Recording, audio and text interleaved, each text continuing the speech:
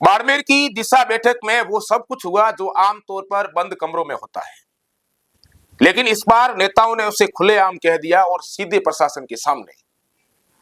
Meeting सिर्फ व्यवस्था का हिस्सा नहीं बनी, बल्कि सवाल, कटाक्ष और आरोपों की गूंज में बदल गई।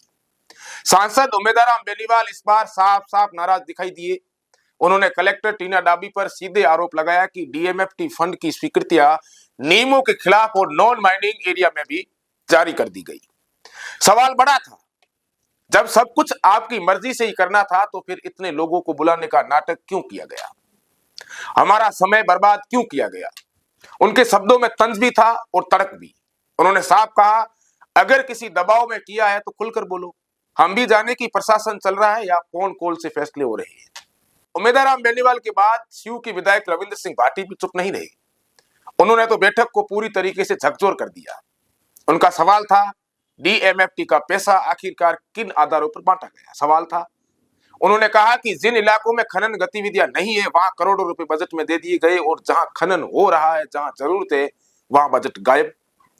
पार्टी ने ये मुद्दा हल्के में नहीं रखा। उन्होंने खुद हाईकोर्ट में रीट दायर कर दी है। कोर्ट ने कलेक्टर से जवाब तलब किया है और 4 सप्ताह में जवाब मांग लिया है। इतना ही नहीं, कलेक्टर ने भी कोर्ट में केवीट दायर कर दी है, यानी मामला अब सिर्फ प्रशासन या राजनीति का नहीं, कानूनी रास्तों तक पहुंचा।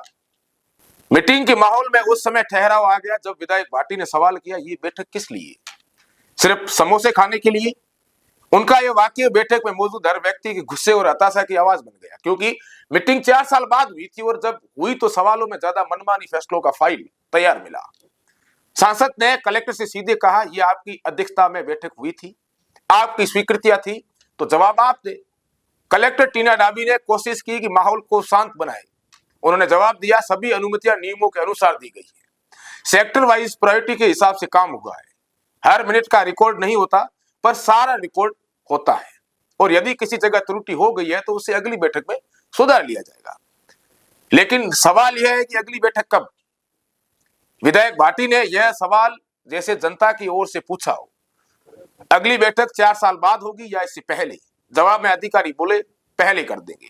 भाटी फिर बोले, कर देना और वास्तव में करना, दोनों में फर्क है। 4 साल में एक मीटिंग हुई और वो भी बिना फैसले, बिना पारदर्शिता, सिर्फ खाना पूर्ति। डीएमएफटी की बैठक 2 अगस्त को हुई थी। उसमें बड़े नाम मौजूद थे, राज्य मंत्री, सांसद, विधायक और अधिकारी। उद्देश्यों की सूची लंबी थी, माइनिंग प्रभावित इलाकों के विकास कार्य।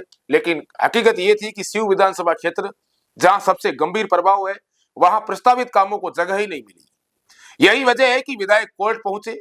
ये पूरा मामला सिर्फ एक बैठक की बहस नहीं, ये सवाल है कि क्या प्रशासन जनता के हित में काम कर रहा है या सत्ता और कागजों की मिली भगत में विकास सिर्फ फाइलों में दिखाई देता है।